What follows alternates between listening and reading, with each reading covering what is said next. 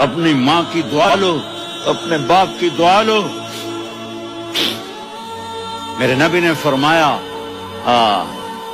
عمر میرے بعد ایک آدمی آئے گا، اس کا نام ہوگا اویس، اور وہ کرن کی شاخ سے ہوگا، اسے دعا کرانا۔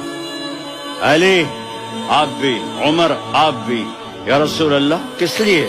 کہ اس نے ماں کی ایسی خدمت کی ہے کہ جب ہاتھ اٹھاتا ہے اللہ اس کے ہاتھ خالی نہیں لوٹاتا۔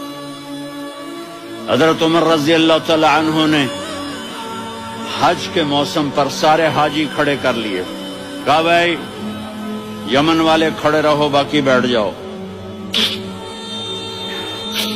تو بیٹھ گئے۔ پھر فرمایا کہ یمن والے بیٹھ جاؤ، قرن والے کھڑے رہ جاؤ۔ تو ایک آدمی کھڑا رہا، کہا تم قرنی ہو؟ کہا جی ہاں۔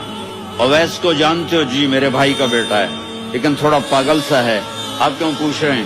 حضرت عمر نے فرمایا وہ نہیں، تو پاگل ہے۔ کدھر ہے؟ کہا جو اونٹ چرانے گیا ہے ادھر عرفات کی طرف۔ تو آپ نے حضرت علی کو ساتھ لیا اور دوڑ لگائی سواری پر۔ دیکھا تو اویس کرنی ایک کیکر کے نیچے نماز پڑھ رہے تھے اور اونٹ چر رہے تھے۔ تو جب انہوں نے دیکھا کہ دو آدمی آ کے بیٹھ گئے تو انہوں نے نماز شارٹ کٹ کر دی۔ تو حضرت عمر نے پوچھا کون ہو بھائی؟ کہا جی میں مزدور ہوں۔ کہا تیرا نام کیا ہے؟ کہا جی اللہ کا بندہ۔ کہہ رہے بھائی تیری ماں نے تیرا نام کیا رکھا ہے؟ اس نے تو نہ حضرت عمر کو دیکھا تھا نہ علی کو۔ وہ کہنے لگا بھائی تم کون لوگ ہو میرا انٹرویو کرنے والے؟ یہ تو میں اپنی زبان میں کہہ رہا ہوں۔ تو حضرت علی بولے کہ بھائی یہ ہیں امیر المومنین عمر بن خطاب اور میں ہوں علی بن ابی طالب۔ تو وہ ایسے کانپنے لگے، میں معافی چاہتا ہوں، میں پہلی دفعہ آیا ہوں، میں نے آپ کو دیکھا نہیں، فرمائیے آپ۔ حضرت عمر نے کہا ہاتھ اٹھا ہمارے لیے دعا کر۔ تو وہ رونے لگے۔ آپ نبی کے صحابی، میں عاجز مسکین میں دعا کروں؟ میری اوقات ہے میں دعا کروں؟ کہاں، ہمیں ہمارے نبی نے فرمایا تھا اویس آئے تو دعا کروانی ہے۔ عمر اور علی جیسی ہستیوں کو دعا کے لیے کہا جا رہا ہے۔